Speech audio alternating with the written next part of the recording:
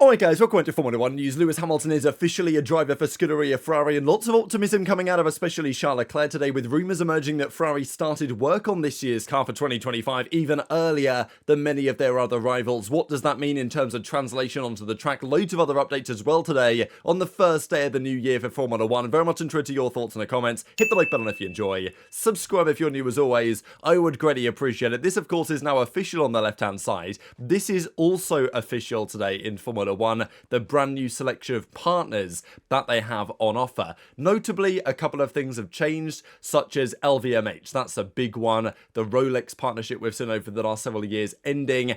And LVMH, Louis Vuitton, whatever the rest of it stands for, they are now running the show from that, super high-end luxury brand perspective. And that, of course, means that Tag Heuer will again be the official timing partner of Formula 1. Of course, they're under that LVMH heading. So, yeah, they put this out today. We are officially back. That means the Rolex clock that strikes the time that the formation lap is due to begin, that's going to disappear. Will this be good or bad for the sport? I mean, who knows? Who really cares? Maybe, I guess, is one argument as well. I don't know if we're going to go back to days like this, because of course Tag Heuer was associated with Formula 1 for many a year. It's been Rolex for quite some time, and people have got used to that. This, of course, a screenshot from back in the day of the Tag Heuer official timings. Now, I'm not sure it's going to look like this going forwards, but nonetheless, there will be changes to the sport here in 2025 as a result of some of these things we've seen. But of course, the big ones really being the changes on the driver lineups. Formula 1 tweeted this out at exactly midnight, of course, for New Year's, and they said the following: 00 UTC, January 1st, 2025. Welcome to the new year. Lewis Hamilton is a Scuderia Ferrari driver. Not just Hamilton, of course, that contracts kicked into place today, but of course it was a big deal that, this is officially locked in here by Formula 1, and Hamilton himself has been commenting and reacting to the matter. He actually put this as his new profile picture on his Instagram and also his Twitter here. It's a great shot, actually. Look how small his head looks in this helmet, but, he's got the number 44, the yellow overalls, and then, of course, the red helmet, so I'm sure there's something in this about his, well, not even imminent, but his actual joining of Ferrari that we have seen over the last couple of hours. And also we saw this. So today, Ferrari chose this day as the moment to follow Lewis Hamilton officially on social media. And as we can see, that's now locked in on the Instagram. And then it seems like a few minutes later, Hamilton then kind of followed them back, because not many accounts he follows on, Instagram. And there was even talk that maybe Ferrari also followed Roscoe, his dog. So, it's all going on today. Look, at the end of the day, he signed a contract, he's driving for the team. But people love to get involved in the details, don't they? And just watching how all of this type of stuff unfolds, especially because it's the biggest driver move we've seen in Formula 1 for a very long period of time. And Ferrari themselves tweet out here, perfect time for a follow. Now, they tweeted this out at 3:44 p.m. my time here in the UK, but of course in Italy, this was 16:44, as in, 4:44 p.m., 16:44 on a 24-hour clock. 16 is Charles Leclerc's driver number, 44 is Lewis Hamilton's number. So, that's what they were doing there anyway, and Ferrari made it quite clear exactly that was the plan in the replies. So, they did a video as well, kind of to welcome him to Ferrari. At the end of the day, this is, going to be Hamilton's final team in the sport. It was a rumour for years in Formula 1, and I think it was, the 1st of February last year now, so 11 months ago, pretty much to the day, we got the confirmation this was going to be happening, and, it only happens as of today, officially. What that means for the future of this partnership, also what it means for Charles Leclerc. I think Leclerc will be, he may be a beneficiary of this in the longer term. I think there's no better spot for Leclerc to learn from and improve in terms of, consistently executing championship-winning performances than teaming with Hamilton for a couple of years. Whether, for Leclerc, his opportunity of a championship, maybe this year or next year, is actually called into question because Hamilton is either very competitive or beats him, that's a possibility. But I think that in the long term, this can't be a bad idea for Ferrari. In addition to all the other benefits and eyeballs that Hamilton brings, and of course, all the engineering talent that wants to join Ferrari to work with Hamilton, that's been discussed at length over the last few months as well. So it's not just Hamilton to Ferrari, though, that was locked in today. We got this today, Carlos Sainz updating his Instagram, Formula 1 driver for Williams. Smooth operator, he says. So, this is a done deal as well. Sainz is now driving for Williams. Feels kind of remarkable that's how it's turned out, obviously, after especially what's happened with Red Bull this season. It seems kind of remarkable how Sainz didn't get, any sniff of the Red Bull drive, given that Perez was clearly on his way out, it seems, for quite some time. And then Mercedes was interesting too, but obviously Sainz nor Mercedes wanted to do a one-year deal, and they were always intending, it seems, to bring Kimi Antonelli in the relatively near future, and obviously backing George Russell for the future as well. And this today is Kimi Antonelli's new Instagram by a Formula 1 driver for Mercedes AMG F1. So this is a locked-in, done deal as well. Lots of these announcements officially coming through today. In addition to this one, actually, just talking about Formula 1 for 2026, which of course is a big talking point for all the teams, but certainly, potentially Ferrari, we'll discuss in a second. But the teams today are officially allowed to start work on next year's cars. Today is the day where, from an aero perspective, they can develop the cars. Now, of course, this is the official date where the teams can start working on the cars. It's very difficult to imagine the FIA can properly police when they actually started work on the New Year's car, because what are they realistically going to do? If Loic Serra, former Mercedes engineer now at Ferrari, there were rumours that he had gardening leave, right, before he joined Ferrari. There were rumours that he was already conversing with the team before the gardening leave was over, because the FIA can't really police these things, and what are they going to do about it? I mean, how do you catch these things happening? We believe that gardening leave in Formula 1 isn't really what it's set out to be. For example, today, Adrian Newey is an Aston Martin man, but actually he's not yet until I believe the 1st of March, when he officially joins the team. But is Newey working on designs for the 2026 car and ideas in his mind? Is he having conversations with anyone on Aston Martin? Well, who knows? I mean, obviously, officially they're going to say no, but difficult to say what the actual truth of the matter will be there. So today they can officially work on it, but let's be honest, Newey's seen these design ideas for some time. He's probably had an idea in his head for some time. He's probably been drawing some drawings a couple of months ago on these 2026 cars. And officially, today is the day where all of those CFD kind of simulator running, testing ideas can start to hit the reality on the files that are stored on the official computer softwares of the teams. But there's nothing, I imagine, really stopping them have done too much before that. At least, okay, it's not been that long, to be fair, since the regulations have actually been locked in. So there's maybe not that much the teams could have done, but it's a crucial day because the teams will have to decide as of today, and I'm sure they've already decided, how much they work on next year's cars, how much they work on this year's cars. And that is where Ferrari have kind of found themselves as well, at least according to what we're going to discuss in a second. They, of course, all teams have to decide when are they going to transfer their attention to the future years. 2026 is a massively important year in terms of change in Formula 1, but there are still 2 championships on the line this season, the drivers and the constructors. Ferrari won neither last year. This year they want to win both. That's certainly the target, and they're not going to stop until they at least get close to realising that ambition. Just before we discuss what the likelihood is of Ferrari to actually do that, again, there's some comments of Briatore on Colapinto and the Jack Doohan situation. I just think that Briatore feeds into this Alpine mentality, which can never be healthy for a team, because, look, I'm not convinced, as you guys know, that Jack Doohan is going to do a great job in the Alpine, but I feel like they're giving him almost no chance. Like, they're not saying...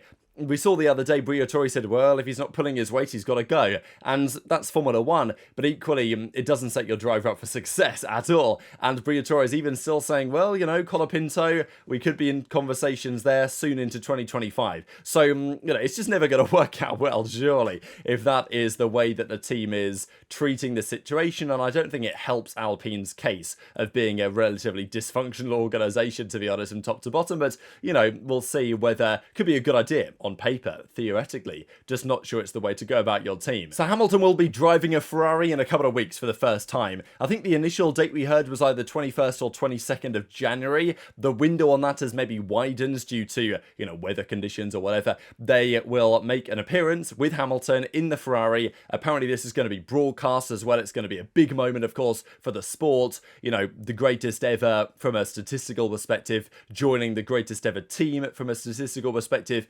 It it just doesn't get much bigger than this, especially in the context of the championship we've just had and the championship that is to come, and the fact that Ferrari haven't won in a very long period of time, and Hamilton is meant to be the man to take them there, either because he will win the drivers or because he will elevate the team to such a level that they become a championship winner again in various aspects. That, of course, is part of Fred Vasseur's intention, but he will likely be testing a previous car. There were rumours on what car he was going to be testing because, of course, it's going to have to be, you would think, a ground effect era car. So there's kind of two options. You can't drive last year's SF-24 because of the 2-year ruling between the cars, the season ending basically, and you can drive that car again. The 23 car, the SF-23 is possible, but obviously that car was, well, it was a very interesting car. The race pace on it was not good because it killed the tyres, but in qualifying it was rapid, as we remember. Like the RB19 did not get that many pole positions that year relative to the number of races that Max Verstappen had won in that car, because the SF-23 was rapid in qualifying, certainly in the hands of Leclerc. So, but the F175 is, I would say, considered by Ferrari fans to be the favourite of the ground effect era. The colour was beautiful. It was a slightly darker, gorgeous shade of red. The way the side pods were designed, obviously it's kind of a shame that the way that those Ferrari F175 side pods were designed didn't actually turn out to be the best way to do it. I know you guys want me to find the image. Here we go with those voluptuous curves in the side pods, if you guys want to call it that. But yeah, gorgeous looking car, as we know, and a very fast car at the start of the season. Then TD39 came in and kind of changed things. Obviously the car blew up a fair few times. Leclerc crashed in France notably, and a few other things happened as well during the season to make it a relatively easy championship win for Max. But the car is still pretty legendary among recent years Ferraris, and it wasn't, I mean, at the start of the season, the battles between Leclerc and Max were pretty legendary, and it was a car that was in the mix potentially for being a championship winner. That's not been the case for the last, basically until this season, right, with the SF-24 for Ferrari this year. So this may be the car that they decide that Hamilton will drive in for his debut, which I think is actually probably the way to do it, rather than getting in the SF-23. I just think it feels right to have that, the F175, but that's just my opinion. Interested your thoughts in the comments below. Of course, people want to know, is the new car going to be any good? What's it going to be called? Is it going to be fast? We heard yesterday they passed the crash test from the FIA earlier than any other team. And of course we discussed, is that actually good or bad? Because if you pass the crash test too early, maybe you left room on the table for weight reductions or whatever. But it's also possible the reason why Ferrari passed it earlier is because they simply started work earlier on the car.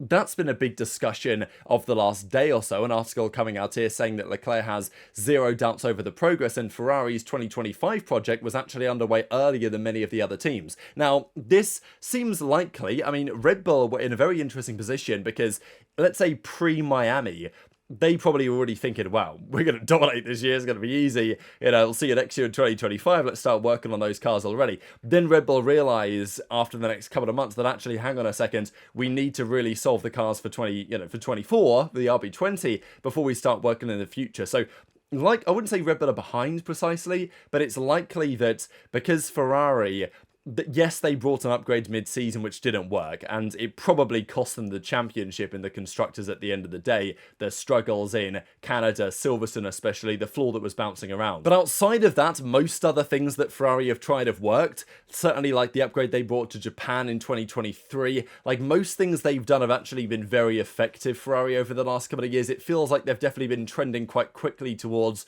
a very respectable understanding of these regulations. So I don't think that Ferrari are making a mistake to start very early on 2025, and Leclerc had the following to say. Obviously, it's all relative about the progress, but everyone within the paddock, there's not one team that's getting worse from one year to the other. How much of a step forwards the others will have done, it depends on others as well, but on our side, I have zero doubts we will make a step forward next year, and another one the year after. Of course, 26 is a totally new set of regulations, but then I don't know what the others will do. But yeah, Leclerc has zero doubts they're going to make major progress. Obviously, has been hearing an awful lot as to the way that Ferrari have been developing behind the scenes, and then further discussion on the possibility of Ferrari working on their cars far earlier than other teams means that 2025 is absolutely undoubtedly a year where Ferrari are seriously targeting the big successes. Mercedes, that seems slightly less true. they will try and produce a good car next year, but the general talk from Mercedes is it's going to be more of an evolution. They're focused more on 2026 than 2025. Ferrari, they will take the opportunities that appear to them. But of course, for Ferrari as well, let's say they worked on 2025 for several months now, far earlier than even some of the other teams started work on the new cars. When are they going to abandon these cars for 26? That is always the challenge. We saw back in 2013, the major changes were coming for 2014. And yes, Vettel put together a phenomenal run of 9 victories in a row at the end of that 2013 season. But a large part of that, you can argue, was because the other teams had kind of given up, right? Every other team was like, well, we're not going to push. It's all about 2014. And to be fair, it was. This season, it's going to be interesting because if one team opens up a substantial lead, the other teams might say, all right, well, this is over. We've got to focus on next year. But also it was a talking point in 2021, right? Mercedes and Red Bull were kind of implying, at least Red Bull were implying that they weren't able to work so much on 2022 compared to Mercedes because they were so embroiled in this battle down to the wire in 21. Turned out Red Bull did a much better job going into that new set of regulations than Mercedes did, despite what maybe was said behind the scenes. So this is where the conversation gets very interesting, because if Ferrari are in a massive championship fight, can they focus enough on 2026, even if they have produced a great car for 2025? And even if Ferrari have produced a phenomenal car for this upcoming season and finally are in a position with Hamilton and Leclerc at the helm to claim a title, is it going to be enough to win the drivers? Are Leclerc and Hamilton going to take too many points off each other? Where's Max in this conversation? How good is the car with respect to the McLaren? All these questions that are on the table right now, and it's a very exciting season to come. I think one of the big questions for me is, what does it look like in terms of qualifying, especially with the cars as they were this year being so close in terms of performance? If that continues next year as well, we may be in for a very fascinating time. Now, for many years, Hamilton was the best qualifier on the grid. That is, impossible to argue over the last couple of years. But I guess the question is, who actually is the best qualifier on the grid? Leclerc has been, Verstappen, obviously, you can't take him out of the conversation. But you can argue Leclerc was stronger in a couple of years in recent years. But then Norris, this year especially, has very much come into the mix, I would say. And he's made a couple of key errors in qualifying, but in general, in terms of pace maximization, Norris has been very, very impressive. But obviously, George Russell, this applies to him too. So, I think the Hamilton in a car that suits him better can get back in the mix for being a top qualifier. But right now, there are a few drivers that come to mind. Max always has to be one. But, I saw a big debate on this on Twitter yesterday between who actually is the best qualifier on the grid.